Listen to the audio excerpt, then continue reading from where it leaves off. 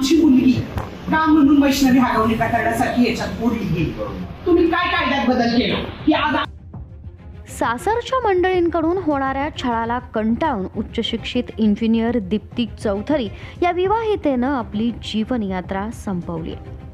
वंशाला दिवा हवा या कारणावरून तिच्यावर वारंवार गर्भपातासाठी दबाव टाकण्यात आला. एवढंच नाही तर माहेरून पैसे आणण्यासाठीही तिच्यावर सातत्यानं तगादा लावण्यात येत होता. हा मानसिक आणि शारीरिक छळ इतका वाढला की अखेर दीप्तीनं टोकाचं पाऊल उचललं. या प्रकरणात अधिक धक्का देणारी बाब म्हणजे दीप्तीची सासू सुनीता चौधरी या सोरतापुवाडी गावच्या विद्यमान सरपंच आहेत, तर सासरे हे व्यवसायानं शिक्षक आहेत. समाजात मानाचं स्थान असलेल्या या कुटुंबात असा छळ सुरू होता हे समोर आल्यानंतर सर्वत्र संताप व्यक्त केला जातोय. दरम्यान या घटनेची दखल घेत आज राज्य महिला आयोगाच्या अध्यक्षा रुपाली चाकणकर यांनी सोरतापुवाडी इथं भेट दिली. मात्र ही भेटही शांत राहिली नाही. गावातील संतप्त महिलांनी त्यांना घेराव घालून थेट जाब विचारला.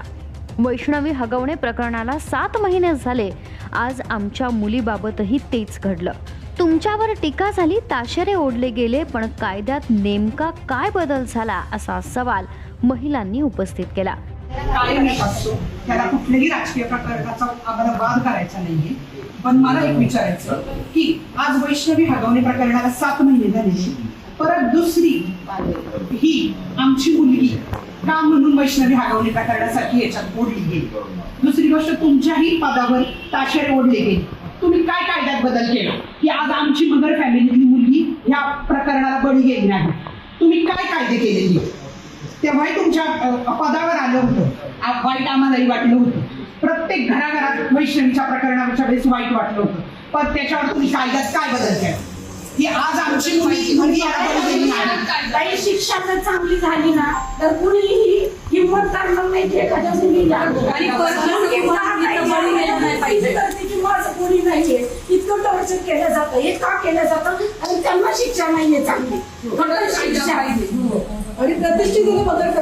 या घटनेनं पुन्हा एकदा समाजाला आरसा दाखवलाय. कायदे आहेत, आयोग आहेत, चौकशी होते, पण तरीही अशा घटना थांबत नाहीत. हा प्रश्न पुन्हा एकदा ऐरणीवर आलाय. सोडायला गेले ते काल, त्यांची भांडणं म्हणलं चालले सासू सुनेची. म्हणलं मी तुम्ही असती म्हणून मी तिला सोडून आले हो काल. तिथं मी आणायला पाहिजे होतं तिला घरी यायला फोन केला तर माझी पोरगी म्हणते मम्मी मला नाही सहन होत ग, मला नाही सहन होत, मला त्रास होतोय.